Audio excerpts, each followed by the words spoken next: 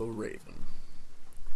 Once upon a midnight dreary, while I pondered weak and weary over many a quaint and curious volume of forgotten lore, while I nodded, nearly napping, suddenly there came a tapping, as of someone gently rapping at my chamber door.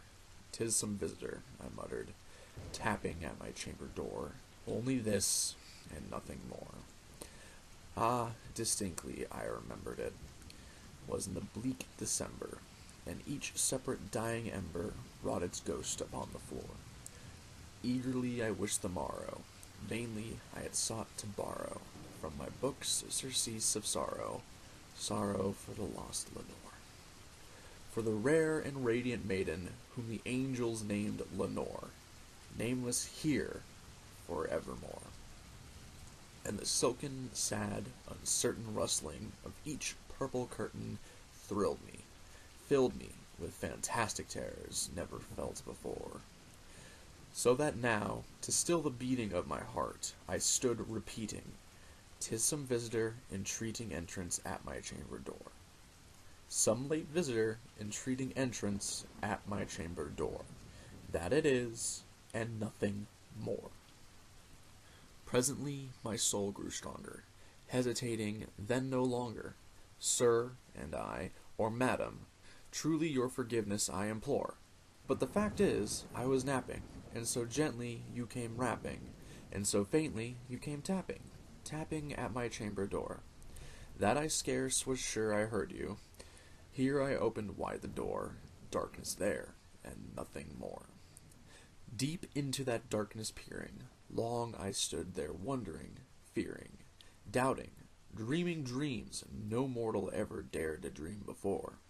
But the silence was unbroken, and the stillness gave no token, and the only word that I had there spoken was the whispered word, "Lenore." This I whispered, and an echo murmured back the word, "Lenore." Merely this, and nothing more. Back into the chamber turning, all my soul within me burning, soon again I heard a tapping, somewhat louder than before. "Surely," I said, "surely that is something at my window lattice. Let me see, then, what thereat is, and this mystery explore. Let my heart be still a moment, and this mystery explore. 'Tis the wind, and nothing more." Open here I flung the shutter, when, with many a flirt and a flutter, in there stepped a stately raven of the saintly days of yore. Not the least obeisance made he, not a minute stopped or stayed he, but with mine of lord or lady perched above my chamber door, perched upon a bust of Pallas just above my chamber door, perched and sat, and nothing more. Then this ebony bird, beguiling my sad fancy into smiling, by the grave and stirred decorum of the countenance it wore, "Though thy crest be shorn and shaven, thou," I said, "art sure no craven, ghastly grim and ancient raven, wandering from the nightly shore. Tell me what thy lordly name is on the night's Plutonian shore." Quoth the raven, "Nevermore." Much I marveled this ungainly fowl to hear discourse so plainly, though its answer little meaning, little relevancy bore. For we cannot help agreeing that no living human being ever yet was blessed with seeing bird above his chamber door, bird or beast upon the sculptured bust above his chamber door, with such name as Nevermore. But the raven, sitting lonely on the placid bust, spoke only that one word, as if his soul in that one word he did outpour. Nothing farther than he uttered, not a feather than he fluttered, till I scarcely more than muttered, "Other friends have flown before. On the morrow he will leave me, as my hopes have flown before." Then the bird said, "Nevermore." Startled at the stillness broken by reply so aptly spoken, "Doubtless," I said, "what it utters is only stock and store, caught from some unhappy master who, unmerciful disaster, followed fast and followed faster till his songs one burden bore, till the dirges of his hope that melancholy burden bore, of nevermore." But the raven, still beguiling all my fancy into smiling, straight I wheeled a cushioned seat in front of bird, and bust and door. Then upon the velvet sinking, I betook myself to linking fancy unto fancy, thinking what this ominous bird of yore, what this grim, ungainly, ghastly, gaunt, and ominous bird of yore meant in croaking, nevermore. This I sat engaged in guessing, but no syllable expressing, to the fowl whose fiery eyes now burned into my bosom's core.